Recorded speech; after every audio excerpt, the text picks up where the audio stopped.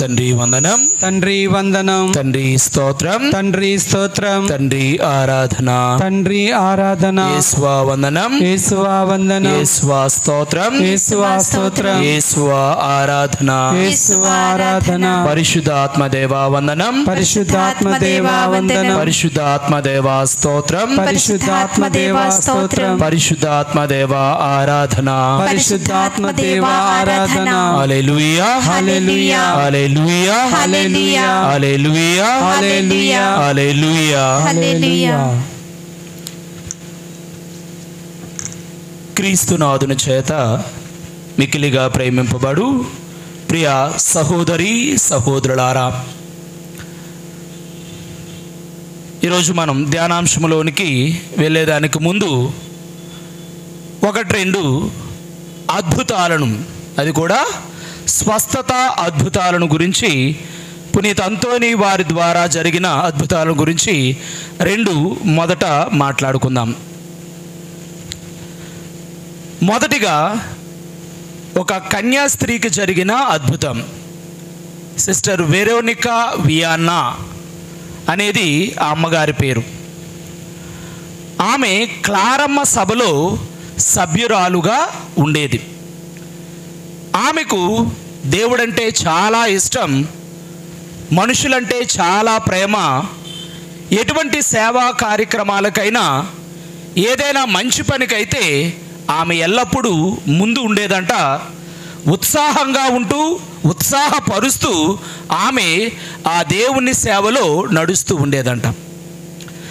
అయితే అనుకోకుండా ఆమెకి ఏం జరిగిందంటే, ఈ చేతులు అనేవి బాగా వాసిపోయి, ఈ చేతుల మధ్యలో నుంచి, ఎముకలు మాంసం మధ్యలో నుంచి రక్తం కారిపోతూ బాగా నొప్పి అనుభవిస్తూ ఉండేదంట.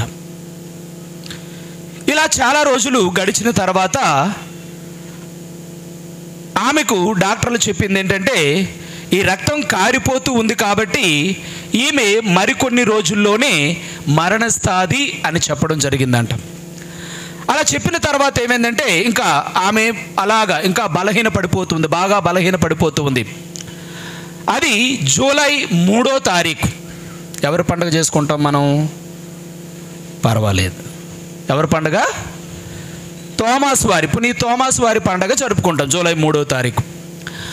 ఆ రోజు రాత్రి ఈమె ఇంకా ఎక్కువ బాధను అనుభవిస్తూ ఉందంట. ఆ బాధను అనుభవిస్తూ ఆమె ప్రార్థన చేసుకుంటూ ఉంది, కానీ బాధ అనేది ఎక్కువైపోతూ ఉంది. ఆమె కూడా అనుకుందంట, బహుశా ఈరోజు రాత్రికి నేను నా ప్రాణాలు విడవవచ్చునేమో, నా ప్రాణాలు పోతాయేమో అని ఈ వెరోనికా వియాన్నా అనే అమ్మగారు తలస్తూనే ఆమె ప్రార్థన చేసుకుంటూ ఉందంట.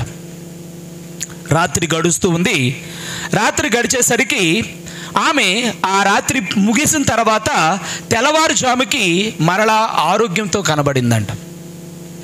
తెల్లవారుసరికి మరలా మంచి ఆరోగ్యంతో ఆమె కనబడిందంట.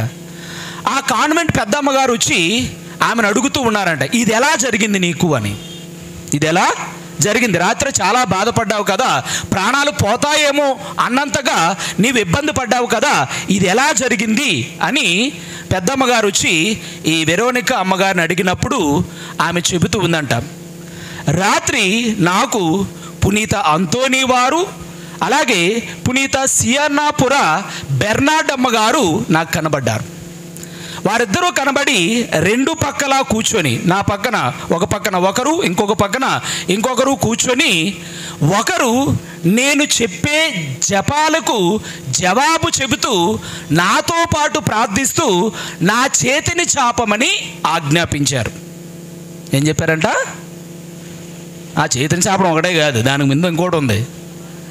నేను చెప్పే జపాలకి బదులిస్తూ, నేను చెప్పే జపాలకు బదులిస్తూ నా చేతిని చాపమని ఒకరు ఆజ్ఞాపించారు.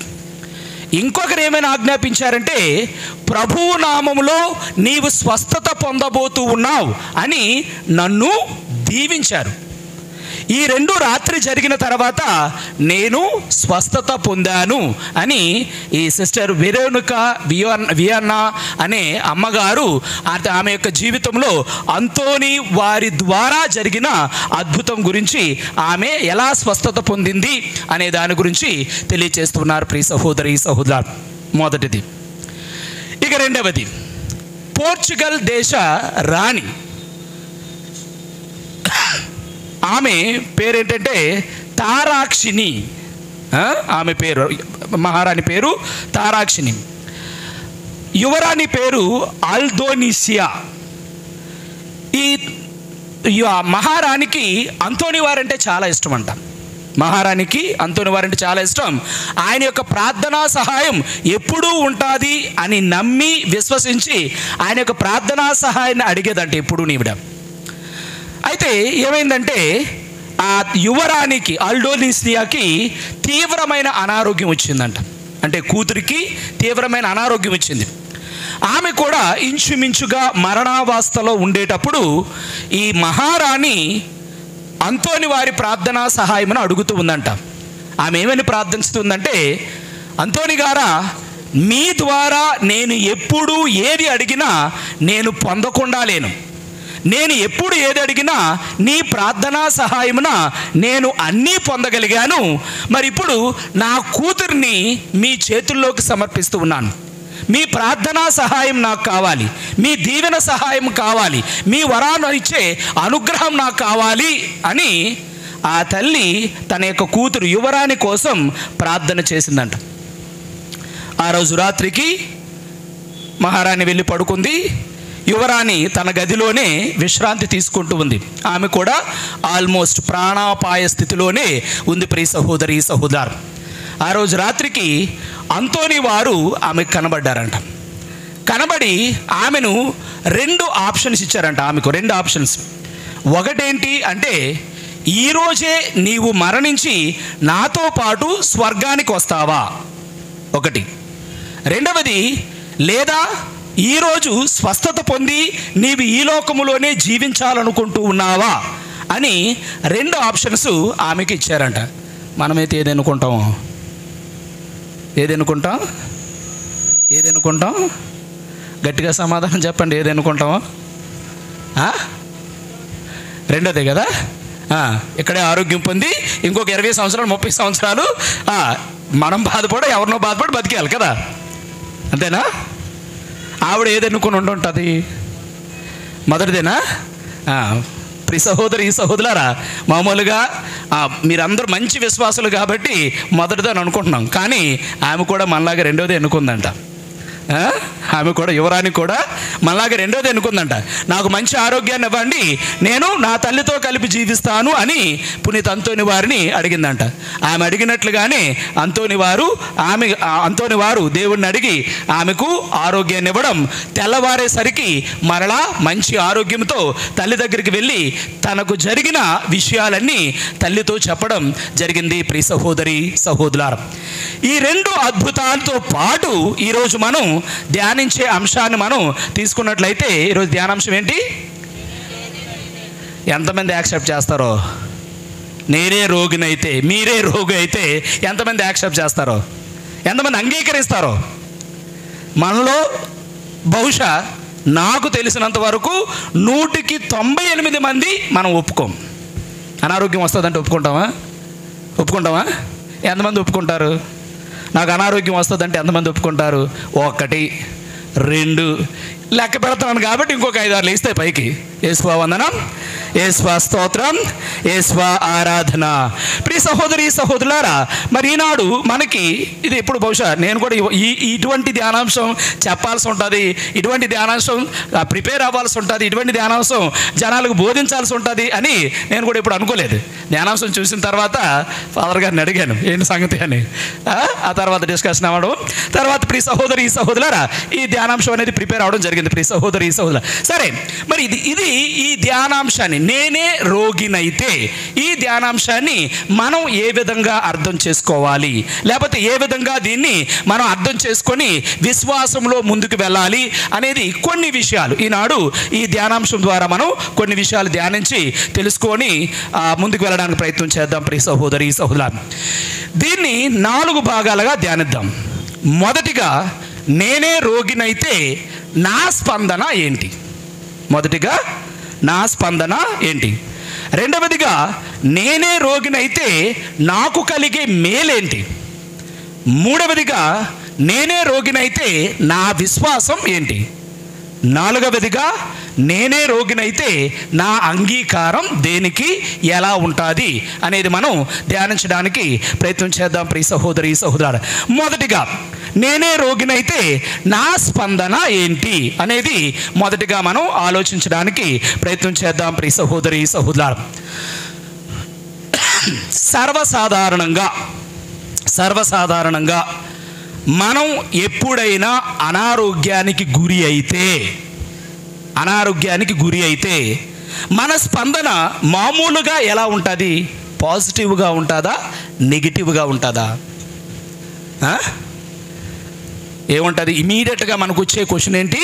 దేవుడా, నాకే ఎందుకు 20 ఇవ్వాలి, లేదా నా కుటుంబానికే ఎందుకు ఇవ్వాలి? నీకు ప్రార్థన చేస్తున్నాం, ఉదయం కొవ్వొత్తి వెలిగిస్తున్నాం, జపమాల చెబుతున్నాం, రెగ్యులర్గా పూజా బలికి వస్తూ ఉన్నాం. అయితే మరి ఇన్ని చేస్తూ ఉన్నా మాకు మాత్రమే ఎందుకు ఈ కష్టాన్ని ఇవ్వాలి, అనారోగ్యాన్ని ఇవ్వాలి అనేదే బేసిక్గా, న్యాచురల్గా మనందరికీ వచ్చే ప్రశ్న ప్రియ సహోదరి సహోదరులారా. అయితే మరి ఈనాడు నేనే రోగినైతే నా స్పందన ఏంటి అనేది మనం పరిశుద్ధ గ్రంథంలో కొంతమంది ఏ విధంగా వారికి అనారోగ్యం వచ్చినప్పుడు ఏ విధంగా వారు స్పందించారు, మనం ఏ విధంగా స్పందిస్తూ ఉన్నాం, స్పందించాలి అనేది కొన్ని ఉదాహరణలు పరిశుద్ధ గ్రంథం నుంచే మనం తీసుకుంటూ ధ్యానిద్దాం ప్రియ సహోదరి సహోదరులారా. మొదటిగా నామాను. మనందరికీ తెలిసిన ఉదాహరణలే ఇవన్నీ, మనందరికీ తెలిసిన ఉదాహరణలే. నామాను మనం తీసుకున్నట్లయితే రెండవ రాజుల గ్రంథం 5వ అధ్యాయంలో, తీయాల్సిన అవసరం లేదు, జస్ట్ వినండి సరిపోదు. 2వ రాజుల గ్రంథంలో 5వ అధ్యాయంలో ఈ విషయం మనకి చెప్పబడుతుంది.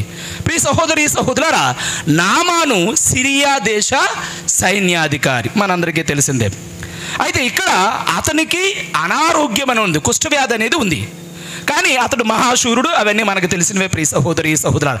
అయితే మరి ఇటువంటి అనారోగ్యం ఉన్న పరిస్థితుల్లో ఆయన ఆ అనారోగ్యాన్ని ఏ విధముగా అంగీకరించాడు, ఏ విధంగా అంగీకరించగలిగాడు అనేది మనం, స్పందించగలిగాడు అనేది మనం ఆలోచించినట్లయితే ఇక్కడ ఆయన ముగ్గురు మాటలు విన్నాడు. మొదటిగా ఎవరి మాట విన్నాడు? ఆయన తన యొక్క పని మనిషి, సేవకురాలు, బాలిక, తన ఇంట్లో పనిచేసే ఒక బానిస పిల్ల మాట విన్నాడు. ఏమని చెప్పింది ఆమె అంటే, ఇదిగో నువ్వు ఇశ్రాయేలు దేశమునకు వెళ్ళినట్లయితే అక్కడ ఒక ప్రవక్త ఉంటాడు, ఆయన దేవుని ప్రవక్త, ఆ ప్రవక్తను నువ్వు కలిసినట్లయితే ఆయన ద్వారా నీకు స్వస్థత కలుగుతుంది, మంచి జరుగుతుందేమో, వెళ్ళొచ్చు కదా అని ఆ బానిస పిల్ల వింటూ ఉంది. మామూలుగా మనం చెప్పే మాటలే అవతరాలు వినాలి, కానీ మన కింద ఉన్నవారు చెప్తే మనం మాటలు వినం. మామూలుగా సర్వసాధారణంగా వినం. ఇక్కడ అందులోని ఒక బానిస పిల్ల చెప్తే ఎక్కడైనా వినం ప్రియ సహోదరి సహోదరులు. ఎందుకంటే మనమే తెలివైన వాళ్ళవనే కొన్నిసార్లు గర్వం ఎక్కువ, ఇంకా కొన్ని సందర్భాలు దానికేం తెలుసు, నాకు తెలిసినంత వాళ్ళకి ఎలా తెలుస్తుంది అనే ఆలోచన కూడా మనలో ఉంటుంది. కానీ నామాను ఏం చేస్తున్నాడంటే, బహుశా జరుగుతాదేమో అనే నమ్మకంతో ఆ పిల్ల చెప్పిన మాటలు వింటూ ఉన్నాడు. విని ఇశ్రాయేలు దేశానికి వెళ్తూ ఉన్నాడు. అక్కడ ఇంకొకరి మాట వింటూ ఉన్నాడు. ఎవరి మాట విన్నాడు? ప్రవక్త మాట విన్నాడు. ప్రవక్త మాట వినేదానికి ముందు సేవకుడు మాట విన్నాడు. ఎందుకంటే ప్రవక్త చెప్పినప్పుడే, బాబు వెళ్ళి ఆ నదిలోని 7 సార్లు మునిగిరారా అంటే నామాన్ ఏమన్నాడు? కోప్పడ్డాడు. ఏం చేశాడు? మా దేశంలో దీనికంటే పెద్ద నదులు లేవా, పవిత్రమైన నదులు లేవా, అక్కడ మునిగితే నాకు స్వస్థత రాదా అని కోప్పడ్డాడు.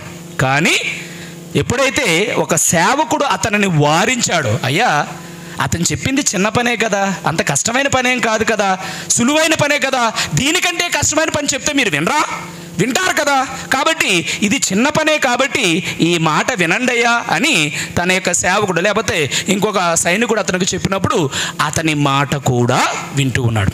చివరిగా మనం చెప్పుకున్నట్లుగా ప్రవక్త మాట విని అతడు యోర్దాను నదిలో 7 సార్లు మునిగినప్పుడు ప్రియ సహోదరి సహోదరులారా, అతని యొక్క చర్మం, అతని యొక్క శరీరం ఎలా మారిపోయిందంట? చంటి బిడ్డ చర్మం వలె మారిపోయింది అని చెబుతున్నాడు. ప్రియ సహోదరి సహోదరులారా, దేవుని యొక్క స్వరం అనేది ఎలా వినబడతాది, ఎవరి ద్వారా వినబడతాది, ఎవరి ద్వారా మనకు అందిస్తారు అనేది మనకు తెలియదు. కానీ మంచి ఎక్కడి నుంచి వచ్చినా మనం తీసుకున్నప్పుడు మనం మన యొక్క అనారోగ్యాలను మనం పోగొట్టుకునే అవకాశం ఉంటుంది, లేకపోతే మన అనారోగ్యాలను మనం జయించగలిగే అవకాశం ఉంటుంది ప్రియ సహోదరి సహోదరా. మరి ఇక్కడ నామాన్ ఏం చేశాడు? ఆ అనారోగ్యం వచ్చినప్పుడు ఏ విధంగా స్పందించాడంటే ఆ అవతల వారు చెప్పే మాటను వినగలిగాడు. ఇది దేవుని సందేశంగా, లేకపోతే దేవుని మాటగా, ప్రవక్త సందేశంగా, ప్రవక్త దేవుడి మాటను అందిస్తున్నాడు అనేటట్లుగా అతడు వినగలిగాడు. కాబట్టే అతడు స్వస్థత పొందగలిగాడు ప్రియ సహోదరి సహోదరులారా. మరి మీరు నేను చాలా సందర్భాల్లో ఇలా అనారోగ్యంతో మనం ఉండేటప్పుడు మనకి కొంతమంది అయినా మంచి సలహాలను ఇస్తూ ఉంటారు. కానీ చాలా సందర్భాల్లో చివరికి వచ్చే వరకు ఆ సలహాలను పాటించే పాపాన మనం పోం. చివరికి వచ్చిన తర్వాత తప్పని పరిస్థితిలో కొన్నిసార్లు పాటిస్తాం. అది కొన్నిసార్లు ఫలిస్తే ఫలించవచ్చు, లేకపోతే ఫలించకపోవచ్చు ప్రియ సహోదరి సహోదరు. ఇది మరి మన స్పందన ఏ విధంగా ఉంది? అవతల వారు చెప్పేటప్పుడు, లేకపోతే గురువులు కానీ కన్యాస్త్రీలు కానీ మనకు అనారోగ్యం ఉండేటప్పుడు మనల్ని గైడ్ చేసేటప్పుడు, లేకపోతే మనల్ని ఇదిగో ఈ విధంగా ఉంటే, ఈ విధంగా చేస్తే మంచిది అని చెప్పేటప్పుడు మనం ఏ విధముగా స్పందిస్తూ ఉన్నాం అనేది మొదటగా మనం ఆలోచించాలి ప్రియ సహోదరి సహోదరు. ఇక రెండవదిగా బర్తిమయి ఎవరు? గుడ్డివాడైన బర్తిమయి ఏం చేస్తూ ఉన్నాడు? అతనికి వచ్చిన అనారోగ్యం ఉంది. అప్పుడు యేసు ప్రభు ఆ దారిన వెళ్ళిపోతూ ఉండగా ఆ గొడవ విని, ఆ మాటలు విని బర్తిమయి ఏం జరుగుతుంది, ఎవరు వెళ్తూ ఉన్నారని అడిగి కనుగొన్నాడు. అప్పుడు వాళ్ళు చెప్పారు, నజరేయుడైన యేసు వెళ్ళిపోతూ ఉన్నాడని. బర్తిమయి ఏం చేస్తున్నాడు? ప్రార్థన చేస్తున్నాడు. నజరేయుడైన యేసు నన్ను కరుణింపు ప్రార్థిస్తున్నాడు. ప్రార్థించినప్పుడు ప్రియ సహోదరి సహోదరులారా, మిగతా వాళ్ళందరూ ఏం చేస్తున్నారు? ఏయ్ నోరు మూసుకో, మాట్లాడొద్దు, అరవద్దు అని అరుస్తున్నారు. యాక్చువల్గా అతడు చేసింది ఊరకన అరుపు కాదు, అతడు ప్రార్థిస్తూ ఉన్నాడు. నన్ను కరుణింపుము, నాకు స్వస్థతనివ్వుము, నాకు అనారోగ్యాన్ని తొలగించి నాకు ఆరోగ్యాన్ని ఇవ్వండి అని అతడు ప్రార్థిస్తూ ఉన్నాడు. ప్రార్థనని మిగతా వాళ్ళందరూ ఏం చేస్తున్నారు? మాట్లాడొద్దు, అరవద్దు, నువ్వు గట్టిగా ప్రార్థించొద్దు అని చెబుతున్నాడు. అయితే దానికి స్పందనగా ఈ బర్తిమయి ఏం చేస్తున్నాడు? మరింత గట్టిగా ప్రార్థన చేస్తున్నాడు, మరింత పట్టుదలతో ప్రార్థన చేస్తున్నాడు, మరింత బిగ్గరగా ప్రార్థన చేస్తున్నాడు ప్రియ సహోదరి సహోదరు. అలా అంత బిగ్గరగా బలంగా ప్రార్థన చేసినప్పుడు దానికి స్పందన యేసు ప్రభువు దగ్గర నుంచి వస్తుంది. అతన్ని ఇక్కడికి తీసుకొని రండి, ఇక్కడ తీసుకొని రండి. అలా చెప్పినప్పుడు ప్రియ సహోదరి సహోదరులారా, అక్కడ ఆ సన్నివేశాన్ని మనం గమనించినట్లయితే అతడి చేతిలో ఉన్న చెప్ప ఇసిరేశాడంట, కర్ర ఇసిరేశాడు, పై వస్త్రాన్ని కూడా అక్కడ పడేసి హ్యాపీగా యేసు ప్రభు దగ్గరికి వెళ్తున్నాడు. కారణం ఏంటి అంటే నా ప్రార్థన ఫలించబోతూ ఉంది అనే నమ్మకంతో అతడు యేసు ప్రభు దగ్గరికి వెళుతున్నాడు. తర్వాత జరిగింది మనందరికీ తెలిసిందే ప్రియ సహోదరి సహోదరులారా. గుడ్డివాడైన అతనికి యేసు ప్రభు కనుదృష్టిని ఇస్తూ ఉన్నాడు, చూపుని ఇస్తూ ఉన్నాడు ప్రియ సహోదరి సహోదరులారా. గుడ్డివాడిగా ఉన్నాం కదా, ఎందుకు ప్రార్థించడం? అనారోగ్యంతో ఉన్నాం కదా. చాలా సందర్భాల్లో అన్ని బాగుండేటప్పుడు కొంతమంది బాగానే ప్రార్థన చేస్తారు, అనారోగ్యం వచ్చినప్పుడే చాలామంది బద్దకించేస్తూ ఉంటారు కదా. అనారోగ్యంతో ఏం ప్రార్థన చేస్తాం, అనారోగ్యంతో ఏం చెప్పాలి చెప్తాం, రెస్ట్ తీసుకుందాం అని చాలా సందర్భాల్లోని మనకు అనారోగ్యం వచ్చినప్పుడే ప్రియ సహోదరి సహోదరుల పూర్తిగా ప్రార్థన పక్కన పెట్టేసే వాళ్ళు చాలామంది ఉన్నారు. అఫ్కోర్స్ ప్రార్థన చేసేవాళ్ళు కూడా ఉన్నారు, అయితే దానికంటే ఎక్కువగా ప్రార్థన పక్క పెట్టేసి రెస్ట్ తీసుకునే వాళ్ళే మనలో ఎక్కువ ఉన్నారు. బర్తిమయి తనకు అనారోగ్యం వచ్చినప్పుడు ప్రార్థన పక్కన పెట్టాల.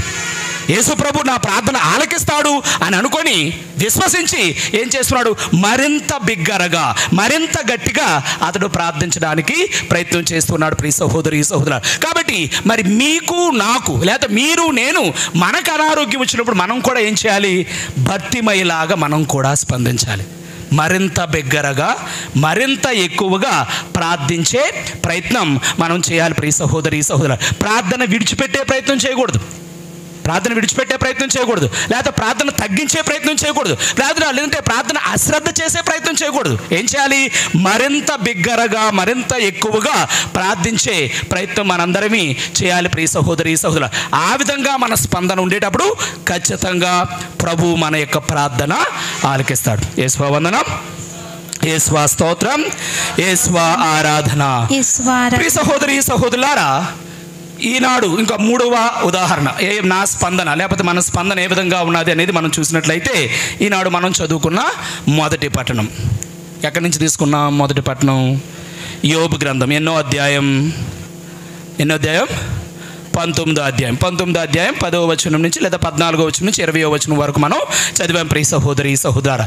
మరి ఇక్కడ యోబుని మనం తీసుకున్నట్లయితే ఇంతకంటే గొప్ప ఉదాహరణ ఇంకెక్కడ ఉండదు మనకి కదా. యోబు కంటే ఒక బలమైన నిలకడైన విశ్వాసి, లేకపోతే తీవ్రమైన నిరాశలో కూడా, తీవ్రమైన అనారోగ్యంలో కూడా, ఆస్తులు పోయి, పిల్లలు పోయి, అన్నీ పోయి, ఇంకా ఆరోగ్యం కూడా పూర్తిగా పోయి, ఇంకా పెంట కుప్ప మీద కూర్చోవలసిన పరిస్థితి బహుశా మనలో ఎవరికి రాదేమో. అటువంటి తీవ్రమైన అనారోగ్యములో కూడా యోబు ఏం చేస్తూ ఉన్నాడంటే తన యొక్క నిలకడైన విశ్వాసాన్ని చూపిస్తూ ఉన్నాడు. నిలకడైన విశ్వాసం. ఎంత నిలకడైన విశ్వాసం అంటే ప్రియ సహోదరి సహోదరుడా, ఆయన మాటల్లోనే చెబుతున్నారు, ప్రభువా మీరే ఇచ్చారు, మీరే తీసుకున్నారు, మీ నామానికి స్తుతి కలుగునుగాక. ఈ విధంగా మనలో ఎవరైనా స్పందించగలమా? తీవ్రమైన మనకు అనారోగ్యం వచ్చినప్పుడు, కదలలేని పరిస్థితిలో ఉండేటప్పుడు, మంచాన పడినప్పుడు, ప్రభువా మీరు నాకు అనారోగ్యం ఇచ్చారు, మీ నామానికి స్తుతి కలుగునుగాక అని మనలో ఎవరైనా చెప్పగలమా? బహుశా నేను ఖండించి అడిగితే బహుశా కొన్ని చేతులు లేస్తే లేవచ్చు కదా. ఏం చెప్పలేమా అని అడిగాను అనుకో, కనీసం కొన్ని చేతులు ఒక 5-6 చేతులు లేస్తే లేవచ్చు. కానీ ప్రియ సహోదరి సహోదరుల, నిజానికి అటువంటి తీవ్రమైన అనారోగ్యం మన ముంగిటికి వచ్చినట్లయితే, మన మీదకు వచ్చినట్లయితే, మన శరీరంలోకి వచ్చినట్లయితే, మన కుటుంబంలోకి వచ్చినట్లయితే బహుశా మనం ఆ విధంగా దేవుణ్ణి స్తుతించేటంత స్పందన మనలో ఉంటుందా అంటే అది పెద్ద ప్రశ్నార్థకమే కాదా? అవునా కదా? కానీ ప్రియ సహోదరి సహోదరా, మరి యోబు లాంటి భక్తుడిని ప్రభు నీ ముందు నా ముందు ఉంచుతున్నాడు. ఇదిగో ఈ వ్యక్తి చూపించిన విశ్వాసం నీలో కనబడాలి, నాలో కనబడాలి. ఈ వ్యక్తి చూపించిన అంత గొప్ప విశ్వాసం నీలో నాలో ఉందా అని కాస్త ప్రశ్నించి చూసుకోండి నా బిడ్డలారా అని ప్రభు మన ముందు యోబుని ఉంచుతూ ఉన్నాడు. ప్రియ సహోదరి సహోదరులారా, యోబు యొక్క స్పందన ఏంటి అంటే సర్వం ప్రభువుదే, సర్వం ప్రభువిచ్చిందే. ఆయన ఇస్తాడు, తీసుకుంటే తీసుకుంటాడు, ఆయన నామానికే మహిమ కలుగునుగాక అనేది యోబు యొక్క స్పందన. ప్రియ సహోదరి సహోదరులారా, యేసువా వందనం, యేసువా స్తోత్రం, యేసువా ఆరాధన. ప్రియ సహోదరి సహోదరులారా, ఇంకొక ఉదాహరణ ఆయన సువిశేష పట్టణంలో ఎవరు ఎలా స్పందించారు అనేది మనం ఇంకొక ఉదాహరణ మనం తీసుకున్నట్లయితే, ఈనాడు చదువుకున్న సువిశేష పట్టణం మత్తయి శుభవార్త 8వ అధ్యాయం 2వ వచనం నుంచి మనం గమనించినట్లయితే అక్కడ కుష్టి రోగి స్వస్థత పొందడం గురించి మనం ఈరోజు ఆ 4 వచనాల్లోని ఆ సువిశేష పట్టణంలో మనం విన్నాం. ఆయన యొక్క స్పందన ఏంటి? ఏ విధంగా స్పందిస్తున్నాడు? నాకు కుష్ఠరోగం ఉంది కదా, నాకు స్వస్థత ఇవ్వండి అని చెప్పటంలా. ఏ విధంగా స్పందిస్తున్నాడు? ప్రభువా నాకు అనారోగ్యం ఉంది, కానీ నీకు ఇష్టమైనట్లయితే నన్ను స్వస్థపరచగలవు. సాధారణంగా మన ప్రార్థన ఎలా ఉంటుంది? నువ్వు నా సర్వెంట్వి, నేను చెప్తాను, నువ్వు చేయి అన్నట్టే ఉంటుంది కదా. అవునా కదా? దేవునికి ఏం చెప్తాం? ఇంత లిస్ట్ చెప్తాం. దేవుడా అది చెయ్యి, ఇది చెయ్యి, అది ఇవ్వు, ఇది ఇవ్వు, ఈ వరాన్ని ఇవ్వు, ఈ విధంగా చెయ్యి, ఈ విధంగా చేస్తేనే మంచిది అని చాలా సందర్భాల్లో మన ప్రార్థనలు ఎలా ఉంటాయంటే ప్రభువుకి సలహాలు ఇచ్చేటట్టు ఉంటాయి కదా. అవునా కదా? మీ ప్రార్థనలు ఒకసారి ఆలోచించండి. ఆఫ్కోర్స్ ప్రార్థన చేసే వాళ్ళకైతే ఆ క్వశ్చన్లు వస్తాయి. మరి ప్రార్థన చేసే వాళ్ళు ఎంతమంది ఉన్నారు అది ఆలోచిస్తే మనకు అర్థమవుతుంది మన యొక్క ప్రార్థనలు అనేవి ఏ విధంగా ఉన్నాయి అనేది. ప్రియ సహోదరి సహోదరుల, మ్యాక్సిమం లేకపోతే 95% మన ప్రార్థనలు ఎలాగ ఉంటాయంటే మనం చెబుతాం ప్రభువు చేయాలి. అంతేనా? అంతే కదా. నా కూతురికి ఉద్యోగం కావాలి, నా కొడుకేం ఫారెన్ వెళ్ళిపోవాలి, లేకపోతే మా ఆయనకి మంచి ఆరోగ్యం కావాలి, లేకపోతే ఇది చేయాలి, ఇది చెయ్యండి ప్రభువా అని ప్రభువేం చేయాలో మనం చెబుతుంటాం. కానీ చాలా సందర్భాల్లో ప్రియ సహోదరి సహోదరుల, మన ప్రార్థన ఏ విధంగా ఉండాలి అంటే ఇదిగో ప్రభువా నాకు ఈ అవసరం ఉంది, నీ చిత్తమైనట్లయితే నాకు ఇవ్వగలవు. గొప్ప ప్రార్థన అది. చాలా సందర్భాల్లో మన యొక్క ప్రార్థన ఆ విధంగా ఉండదు ప్రియ సహోదరి సహోదరుల. యాక్చువల్గా ఈ కుష్ఠరోగులు పూర్వకాలంలో మనం గమనించినట్లయితే ఈ కుష్ఠరోగుల యొక్క పరిస్థితి ఏంటి అంటే వాళ్ళు ఊరిలో ఉండకూడదు, ఊరికి దూరంగా ఉండాలి. ఒకవేళ ఎవరైనా కనబడినట్లయితే మేము అశుద్ధులం చెప్పేసి దూరంగా పారిపోవాలి, ఊర్లోకి రాకూడదు, దేవాలయం దగ్గరికి వెళ్ళకూడదు. ఇటువంటి మరీ భయంకరమైన పరిస్థితుల్లో ఉన్నప్పటికీ ఆ కుష్ఠరోగి ప్రభువా నన్ను ఇమీడియట్గా స్వస్థపరచండి అని చెప్పలేదు. అటువంటి భయంకరమైన పరిస్థితిలో ఉన్నాడు. కానీ అటువంటి భయంకరమైన పరిస్థితిలో ఉన్నప్పటికీ ఆయన ఏమని చెబుతున్నాడు, ప్రభువా నీ చిత్తమైనట్లయితే, నీకు ఇష్టమైనట్లయితే నన్ను స్వస్థపరచగలవు అని అతడు అంత వినయముతో తనను తాను ప్రభు పాదాల చెంత సమర్పించుకుంటూ ఆయన ప్రార్థిస్తూ ఉన్నాడు. ప్రియ సహోదరి సహోదరులారా, ఒకవేళ మనకి అటువంటి తీవ్రమైన అనారోగ్యం వస్తే, ఒకవేళ మన జీవితంలో అటువంటి పరిస్థితులు మనం ఎదుర్కోవాల్సి వస్తే మనం అలా ప్రార్థించగలమా? అలా ప్రార్థించగలమా? ప్రభువా నీకు ఇష్టమైతే నన్ను స్వస్థపరచండి అని అటువంటి స్పందనతో కూడిన, లేకపోతే అటువంటి గొప్ప వినయంతో కూడిన ప్రార్థన మనం చేయగలమా? ఆలోచించాలి ప్రియ సహోదరి సహోదరులారా. ఇలా చెప్పుకుంటూ పోతే బైబిల్లో బోల్డ్ అన్ని ఉదాహరణలు ఉన్నాయి. ఏ విధంగా ఒక రోగి, ఒక జబ్బు పడిన వ్యక్తి, ఒక అనారోగ్యంతో వ్యక్తి ఆయన ఎలాగా దేవునితో స్పందిస్తున్నాడు, దేవుని ముందు స్పందిస్తూ ఉన్నాడు అనేది మనకి ఉదాహరణలు కోకొల్లలుగా ఉన్నాయి ప్రియ సహోదరి సహోదరులారా. అయితే ఈ ఉదాహరణలన్నీ మనకేం నేర్పించాలి అంటే, వారు ఎంత చక్కగా దేవుని ఎడల స్పందించారో, లేకపోతే దేవునికి ప్రార్థించారో, దేవుని అడిగారో, అలాంటి స్పందన మీకు నాకు, ఈ అనారోగ్యముతో ఉన్న వ్యక్తులు, స్వస్థత పొందిన వ్యక్తులు మీకు నాకు ఆ విషయాలు నేర్పిస్తూ ఉండగా మనం మన జీవితాల్లో ఏ విధముగా మనకొచ్చే అనారోగ్యాల సమయంలో మనం స్పందిస్తూ ఉన్నాం అనేది ఆలోచించాలి ప్రియ సహోదరి సహోదరులారా. ఇది మొదటి భాగం. ఇక రెండవ భాగంలోకి వెళ్ళినట్లయితే, నేనే రోగినైతే నాకు కలిగే మేలు. అసలు ఈ మాటలోనే ఏదో తేడా ఉంది కదా, ఉందా? ఏదో తేడా ఉంది కదా. నేనే రోగినైతే నాకు కలిగే మేలు, తేడా ఉందా? లేకపోతే అందులో ఆయన అర్థం ఉన్నదా? ఉన్నదా? నేను రోగినైతే నాకు మేలు ఎలా కలుగుతుంది? మేలేమైనా కలుగుతుందా? బహుశా ఆలోచిస్తున్నారా, లేకపోతే ఇక్కడ లేరా? ఆలోచిస్తే మంచిదే. యేసువా వందనం, యేసువా స్తోత్రం, యేసువా ఆరాధన. ప్రియ సహోదరి సహోదరులారా, నేనే రోగినైతే నాకు కలిగే మేలు, నాకు మేలే కలుగుతుందంట. నేను అనారోగ్యంతో ఉంటే, నేను అనారోగ్యంతో బాధపడితే నాకు మేలే జరుగుతుంది అనేది నాకు వచ్చిన ఆలోచన. మరి నా ఆలోచన మీ ఆలోచనతో ఏకీభవిస్తుందో లేదో కొన్ని విషయాలు ధ్యానిస్తే అర్థమవుతుంది ప్రియ సహోదరి సహోదరుడు. మామూలుగా నేను రోగినైతే నాకు మేలు జరగదు. నేను మామూలుగా ఏ అనారోగ్యంతో బాధపడే వ్యక్తి అయినా ఆలోచించేది ఏంటి? నాకు అనారోగ్యం వచ్చిందో కాబట్టి నాకు బాధే కలిగింది, నాకు నష్టమే కలిగింది అనే ఆలోచనే. కానీ యాక్చువల్గా మనం అనారోగ్యంతో ఉండేటప్పుడు మనకి చాలా మేళ్ళు కలుగుతున్నాయి. ఆ మేళ్ళు ఏంటి అనేది రెండవదిగా ఆలోచిద్దాం. మామూలుగా జనరల్గా మనం ఉపయోగించే మాట ఒకటి ఉంటుంది, ఏంటి? బాధపడితే కానీ బోధపడదని కదా, ఉన్నదా? అప్పుడప్పుడు వింటూ ఉంటాం ప్రియ సహోదరి సహోదరులు, బాధపడితే కానీ బోధపడదు. మరి అనారోగ్యం అనేది ఏంటి? మనకొచ్చే బాధ, మనకొచ్చే సమస్య, మనకొచ్చే ఇబ్బంది. ఈ అనారోగ్యం అనేది మనకు వచ్చినప్పుడు అప్పుడు మనకు అర్థమవుతుంది ఏమని? అవతల వారు ఎంత బాధపడుతూ ఉన్నారో అనేది. అంటే మొదటిగా ప్రియ సహోదరి సహోదరుల, మనకి కలిగే మేలు ఏంటి అంటే అవతల వారిని అర్థం చేసుకునే మనస్తత్వం మనకు కలుగుతుంది. మేలే కదా, మేలేనా కదా? లేకపోతే ఏం చేస్తాం? మనకే అదే అనారోగ్యం వస్తే అమ్మో అని అంటాం. వేరే వాళ్ళకి అదే వచ్చిందనుకో, అంతే కదా అని అనేవాళ్ళు మనలో చాలామంది ఉన్నారు. మనకు వస్తే కానీ అర్థం కాదు ప్రియ సహోదరి సహోదరులు, బాధపడితే కానీ బోధపడదు. అంటే మరి ఇక్కడ మనకి ఏం మేలు కలుగుతుంది? మనకు అనారోగ్యం రావడం వల్ల, లేకపోతే మనకి అనారోగ్యం కలగడం వల్ల మనకు కలిగే మొదటి మేలు ఏంటి అంటే అవతల వారిని అర్థం చేసుకునే మనస్తత్వం మనకి ఏర్పడుతుంది. వాక్యం చదవండి, యోబు గ్రంథం 6వ అధ్యాయం 6వ వచనం నుంచి 7వ వచనం వరకు, 6-7 వచనాలు. ఉప్పులేని చప్పిడి భోజనం ఎవరికి రుచించును? మనకి అనారోగ్యం వస్తే ఏం చేస్తారు? చికెన్ మటన్ వండేసి పెడతారా? లేదు. ఉప్పు లేనివి, లేకపోతే ఉడకనివి, లేకపోతే కారం అవేమి మసాలా వేయకుండా పచ్చివి, లేకపోతే ఉడికి ఉడకనివి మనకు పెడుతూ ఉంటారు. రైట్. అది ఎవరికి రుచిస్తుంది? రైట్. కంటిన్యూ చేయమ్మా. కోడిగుడ్డు సొనలో ఏమి రుచి ఉన్నది? ఆ కోడిగుడ్డు సొనలో ఏమి రుచి ఉన్నది? చాలా మందికి ఇంటి దగ్గర ఏం కూరలు వండుకున్నారు గుర్తొస్తున్నాయేమో. రైట్, కంటిన్యూ చేయమ్మా. నాకు సహింపని భోజన పదార్థములనే భోజన పదార్థములు ఈ వ్యాధి కాలమున నేను భుజింపవలసి వచ్చినది.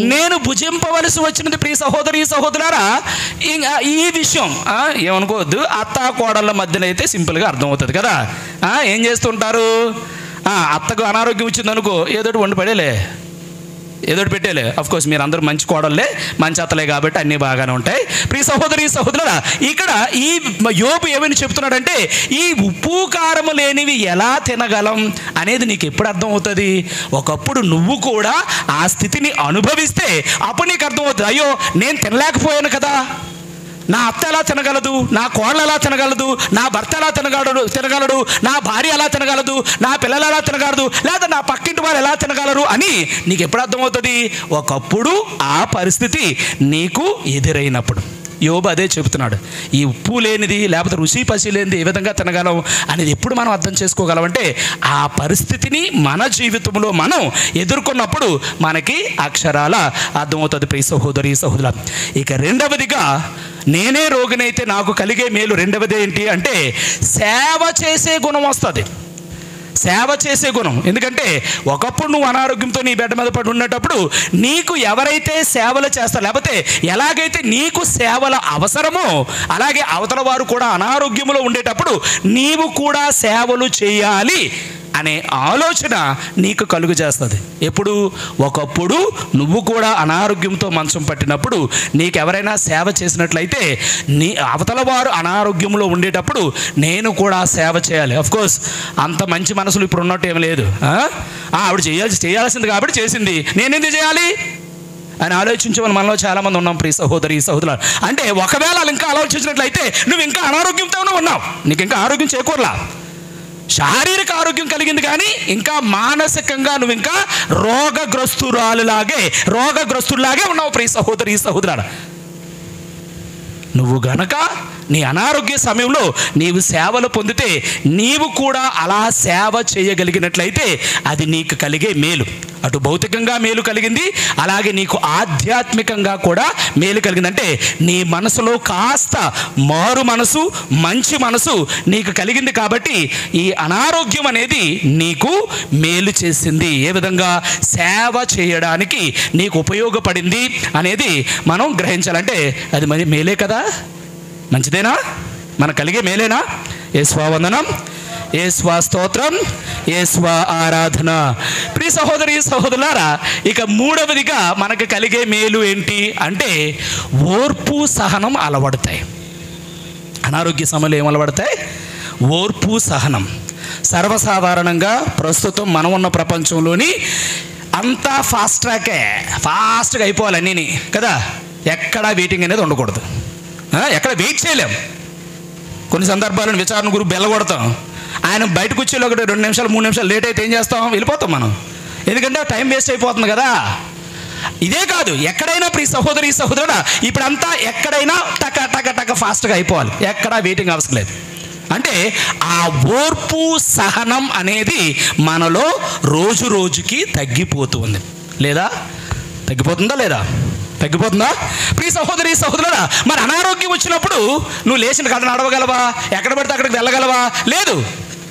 అప్పుడే నీకు ఈ ఓర్పు సహనం అనేది అలవడతాయి, తప్పదు.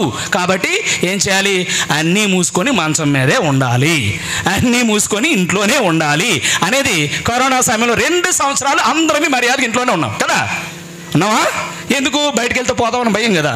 కాబట్టి ప్రియ సహోదరి సహోదరుల, ఈ ఓర్పు సహనం అనేది ఎప్పుడు మనకు అలవడతాయి అంటే ఎప్పుడైతే మనకి అనారోగ్యం అనేది మనకు వస్తుందో అప్పుడు ఈ ఓర్పు సహనం అనేది యోబు జీవితం నుంచి మనం అదివే నేర్చుకోవచ్చు. ప్రియ సహోదరి సహోదరులారా, ఇక నాలుగవదిగా మనకు కలిగే మేలు ఏంటంటే ఆరోగ్యం యొక్క విలువ తెలుస్తుంది కదా. అంతవరకు ఎలా పడితే ఏది పడితే తినేస్తాం. ఇప్పుడు పిల్లలు అలా కురుకురే ఈ చెత్త ఆ చెత్త తింటున్నారు. చాలామందికి ఏమవుతుంది? కడుపు నొప్పులు, రకరకాలైన సమస్యలు, రకరకాలైన ఇబ్బందులు వస్తున్నాయి. అప్పుడే తల్లిదండ్రులకు అర్థమవుతుంది ఆరోగ్యం విలువ ఏంటనేది. ఇప్పుడు చాలామంది అఫ్కోర్స్ చాలామంది జిమ్లు, తర్వాత వాకింగ్, తర్వాత ప్లేయింగ్, రకరకాలైన హెల్త్ ఇష్యూస్ అనేవి చాలామంది తీసుకుంటున్నారు ప్రియ సహోదరి సహోదరులు. అంటే అనారోగ్యం వచ్చేటప్పుడే ఆరోగ్యం యొక్క విలువ తెలుస్తుంది. మనకి ఎప్పుడైతే అది లోపిస్తుందో అప్పుడే మనకి ఆ విలువ తెలుస్తుంది ప్రియ సహోదరి సహోదరులు. కాబట్టి మరి మీరు నేను అనారోగ్యముతో బాధపడినట్లయితే మనకి కలిగే 4వ మేలేంటి అంటే ప్రియ సహోదరి సహోదరులారా, మనకి ఆరోగ్యం ఎంత విలువైనదో మనకు తెలుసు. ఆరోగ్యమే మహాభాగ్యం అంటారు. ఎందుకు మహాభాగ్యం అంటే నీకు అన్నీ ఉన్నా అనారోగ్యం ఉంటే ఏమీ తినలేవు, ఏమీ చేయలేవు. పులుపు తిందామంటే అల్సరు, కారం తిందామంటే మంట, ఇక రకరకాలైన మనకు తెలిసిందే. అటు తీపి తినలేము, ఇటు కారము తినలేము. అంటే ప్రియ సహోదరి సహోదరులారా, ఆరోగ్యంగా ఉంటేనే ఇవన్నీ తినగలం అనేది మనకి స్పష్టంగా అర్థమవుతుంది. అంటే ఆరోగ్యం యొక్క విలువ మనకి తెలుస్తుంది ప్రియ సహోదరి సహోదరులు. ఇక 5వదిగా మనకి కలిగే మేలు అంటే మన అయోగ్యత ఏంటో మనకు తెలుస్తుంది.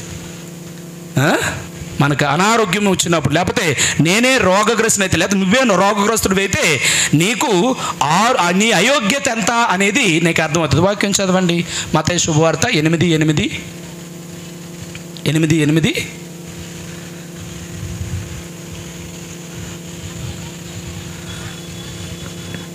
ఆ శతాధిపతి ఆయనతో ప్రభు నీవు నా ఇంటికి వచ్చుటకు నేను పాత్రుడును కాను, నేను అయోగ్యుడును నువ్వు నా ఇంట్లో అడుగు పెట్టడానికి. రైట్, నీవు ఒక మాట పలికినా నా సేవకుడు స్వస్థత పొందును. ప్రియ సహోదరి సహోదరుడా, ఇక్కడ ఈ అధికారి తన యొక్క అయోగ్యతను గుర్తిస్తున్నాడు. మరి మనం కూడా మన అనారోగ్యాన్ని అనుభవించేటప్పుడు, లేకపోతే మన యొక్క ఇంట్లో ఉన్నవారు అనారోగ్యాన్ని అనుభవించేటప్పుడు మన యోగ్యత ఎంత, మన యొక్క అయోగ్యత ఎంత అనేది మనం గుర్తించగలుగుతాం. అది కూడా మేలే కదా.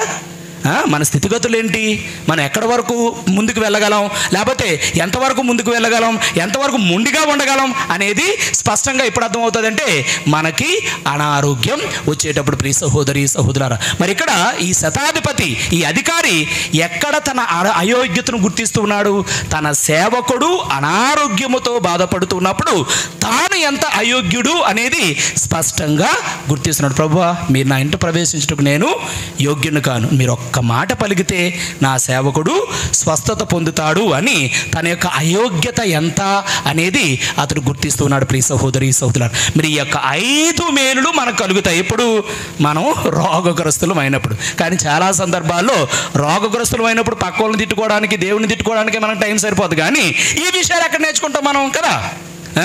పక్కన ఎవరైనా సాయం చేయకపోతే వాళ్ళని తిట్టుకుంటాం, తొందరగా ఆరోగ్యం ఇవ్వకపోతే దేవుని తిట్టుకుంటాం, ఇంకా చాలా సందర్భాల్లో దేవాలయానికి వెళ్ళడం కూడా మానేస్తుంటాం. ప్రియ సహోదరి సహోదరులు, అవన్నీ పక్కన పెట్టి మనం ఏం చేయాలి? అనారోగ్యం వచ్చేటప్పుడు ఇదిగో ప్రభువా, ఇదిగో ఈ మేలు చేసావు అని మనం గుర్తించగలిగే స్థితిలో మనం ఉన్నట్లయితే చాలా విషయాలు మనకి అనారోగ్యము ద్వారా దేవుడు నేర్పిస్తూ ఉంటాడు. ప్రియ సహోదరి సహోదరులారా, ఫాదర్ గారు గట్టిగా దగ్గుతున్నారు కాబట్టి 3-4 భాగాలు జస్ట్ సింపుల్గా మనం తేల్చేసుకోవడానికి ప్రయత్నం చేద్దాం. ప్రియ సహోదరి సహోదరులు, అందులో 3వ భాగం ఏంటంటే నేనే రోగినైతే నా విశ్వాసం ఏంటి? మన విశ్వాసం ఏంటి? ఇంతవరకు అక్కడక్కడ 1-2 మాటలు మాట్లాడుకున్నాం. ఏంటి? ఎప్పుడైనా మన విశ్వాసం ఏంటి? దేవుడా, ఎందుకు మా కుటుంబానికే ఇది, నాకే ఇది అనేటట్టు విశ్వాసమే కానీ దేవా నాకు అనారోగ్యం ఇచ్చావు నీకు స్తోత్రం అని చెప్పే స్థితి అనేది మనలోని ఉండదు. ప్రియ సహోదరి సహోదరులు, అయితే మనకి విశ్వాసం మనకి ఏం నేర్పించాలి అంటే 2 విషయాలు మనకి నేర్పించాలి. అందులో మొదటిగా ప్రియ సహోదరి సహోదరులారా, వాక్యం కావాలంటే నోట్ చేసుకుని ఇంటికి వెళ్ళి చదువుకోండి. 1 పేతురు 2:24, అలాగే యెషయా గ్రంథం 53:5, అలాగే మత్తయి శుభవార్త 8వ అధ్యాయం 17వ వచనం. ఇవన్నీ మనకేమని నేర్పిస్తున్నాయంటే దేవుడు మన యొక్క అనారోగ్యాలను భరించెను. మనకు అనారోగ్యాలను ఎవరు భరిస్తూ ఉన్నారంట? He bore our iniquities.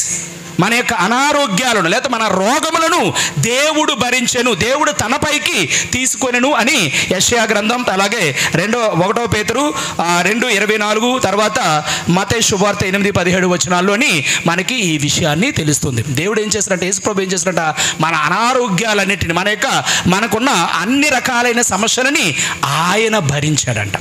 ఆయన భరించాడు కాబట్టి మనం కొద్దో గొప్ప ఊరట పొందగలుగుతూ ఉన్నాం ప్రియ సహోదరి సహోదరులారా. మరి మనకి ఆ విశ్వాసం ఉందా?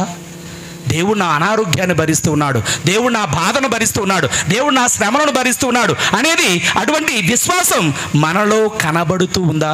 మనకు ఆ విశ్వాసం ఉందా అనేది ఆలోచించాలి ప్రియ సహోదరి సహోదరులారా.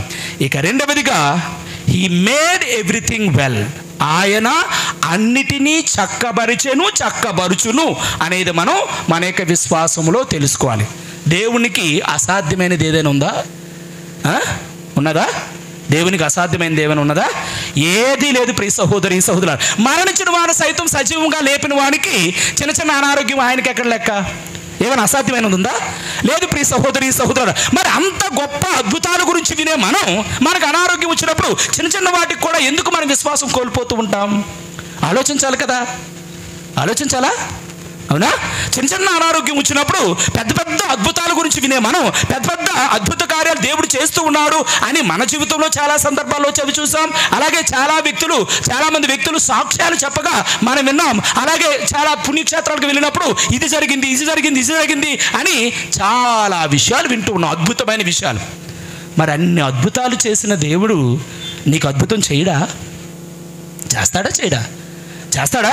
మరి చేస్తాడనే విశ్వాసం ఉన్నట్లయితే ప్రియ సహోదరి సహోదరులారా, నీ అనారోగ్యంతో కూడా నువ్వు ధైర్యంగా ఉండగలగాలి, ధైర్యంగా ప్రభువుని ప్రార్థించగలగాలి. విశ్వాసాన్ని నిలబెట్టుకోవాలి. విశ్వాసాన్ని ఏం చేయాలి? ఎంతమంది నిలబెట్టుకుంటారు? ఆ రోగం వచ్చినప్పుడు కదా నిలబెట్టుకుంటున్నావో ఏదో తెలుస్తుంది కదా. యేసువా వందనం, యేసువా స్తోత్రం, యేసువా ఆరాధన. ప్రియ సహోదరి సహోదరుడా, అయితే ఈ రెండవదిగా ఇందులోని మన విశ్వాసం ఎలా ఉండాలి అంటే, మనకి ప్రభు వాక్యం చెబుతున్నట్లుగా ఆయన అన్నిటినీ చక్కబరిచిన వాక్యం మత్తయి శుభవార్త 7:37 వచనం. ఇంటికెళ్ళి చదువుకోండి, సరిపోదు. కావాలని నోట్ చేసుకోండి, ఇంటికెళ్ళి చదువుకోండి. ఆయన అక్కడ వాక్యం ప్రజలు ఏమని చెప్తున్నారంటే, అక్కడ స్వస్థత ఇవ్వడం చూసి ప్రజలందరూ చెప్తున్నారు, ఈయన అన్నింటినీ చక్కబరిచెను. నీ అనారోగ్యాన్ని కూడా ఆయన చక్కపరచగలడు. దేవదూత మరి ఇతరులతో మాట్లాడుతున్నప్పుడు దేవదూత చెప్పిన మాట, ఆయనకి అసాధ్యమైనది, దేవునికి అసాధ్యమైనది ఏదీ లేదనేది. మరి ప్రియ సహోదరి సహోదరులారా, దేవునికి అసాధ్యం ఏదీ లేదు అంటే నీ అనారోగ్యం కూడా ఆయనకి అసాధ్యం కాదు, అది ఆయనకి సాధ్యమే. ఎప్పుడు? నీవు ఆయనలో విశ్వాసం ఉంచినప్పుడు ప్రియ సహోదరి సహోదరులారా. ఇది రెండవదిగా మనం తెలుసుకుంది. చివరిగా 4వ భాగంలోకి వెళ్ళినట్లయితే, నా అంగీకారం, నేనే రోగినైతే నా అంగీకారం ఏంటి? మనం మరియ తల్లి నవదన ప్రార్థనలో ఒక మాట చెబుతాం. సింపుల్గా ఒక మాట చెప్పి ముగించేస్తాను. ఒక మాట చెప్తాం. ఏంటి? తల్లి, ఇదిగో నా అవసరాలన్నీ నీ ముందు పెడుతూ ఉన్నాను, లేకపోతే నా అనారోగ్యాన్ని, నా ఇబ్బందులను, నా కష్టాలను, నా సమస్యలని నీ ముందు పెడుతూ ఉన్నాను. వీటన్నిటినీ నీకు ఇష్టమైనట్లయితే తీర్చండి, లేదా వాటిని అంగీకరించి వాటిని భరించే శక్తిని నీ కుమారుని అడిగి మాకు ఇవ్వండి అమ్మా అని మనం మరియ తల్లికి నవదన ప్రార్థనలు చెప్పే దాంట్లో ఈ మాట చెప్తామా? నవదన ప్రార్థన చెప్పే వాళ్ళకి తెలుస్తుంది చెప్తామా లేదా అనేది. ఆ మాట చెప్తున్నావా? అమ్మా, ఇవన్నీ నా నుండి తొలగిపోవ సాధ్యమైతే తొలగిపోనివ్వండి, లేదు తొలగిపోవడం సాధ్యం కాకపోతే వాటిని భరించే శక్తిని మాకివ్వండి, మీ కుమారుని అడగండి అని మనం మన యొక్క అంగీకారాన్ని చెబుతూ ఉంటాం ప్రియ సహోదరి సహోదరులారా. ఒకవేళ దేవుడు తొలగించినట్లయితే వెల్, గుడ్, బీ హ్యాపీ. ఒకవేళ అది దేవుని చిత్తం కాదు, దేవుడు తొలగించడం ఇష్టం లేదు అంటే మనం ఏం చేయాలి? వాటిని భరించే శక్తిని మనం అడగాలి అని ఆ నవదన ప్రార్థనలో చెబుతున్నారు ప్రియ సహోదరి సహోదరులారా. మరి మీరు నేను అలాంటి అంగీకారాన్ని మనం దేవుని ఎడల చూపిస్తున్నామా? లేకపోతే ఆల్రెడీ ఈరోజు నవదనాల్లో చివరి రోజు కదా, చివరి రోజు, మరి చివరి రోజుకి వచ్చేసాం. మరి అటువంటి అంగీకారాన్ని, ఆ ప్రార్థన బహుశా ఎన్ని రోజులు చెప్పుంటాం? బహుశా 8 రోజులు చెప్పాం, బహుశా 8 సంవత్సరాల నుంచో లేకపోతే 80 సంవత్సరాల నుంచో చెప్తూ ఉన్నాం ప్రార్థన. కానీ ఆ అంగీకారం అనేది మీకు నాకు ఏర్పడుతూ ఉందా? మనకి స్వస్థతే కావాలి కానీ భరించే శక్తి అడిగేవాళ్ళు మనలో చాలా తక్కువ మంది ప్రియ సహోదరి సహోదరులారు. కానీ ఒకవేళ అది ప్రభు చిత్తం కాకపోతే మనం ఏం అడగాలి అంటే ఆ అనారోగ్యాన్ని మనం అంగీకరించాలి. ఆ అనారోగ్యాన్ని అంగీకరిస్తూ మనం ఏం చేయాలి? ప్రభువా, దాన్ని భరించే శక్తిని నాకు ఇవ్వండి ప్రభువా అని ఆ తల్లి ప్రార్థన సహాయాన్ని మనం అడిగినట్లయితే ఖచ్చితంగా ఆ ప్రభు ఆ అనారోగ్యాన్ని ఆ రోగాన్ని భరించే శక్తిని ఖచ్చితంగా మనందరికీ ప్రసాదిస్తాడు. దేవుడు మనందరినీ దీవించును గాక. ఆమేన్.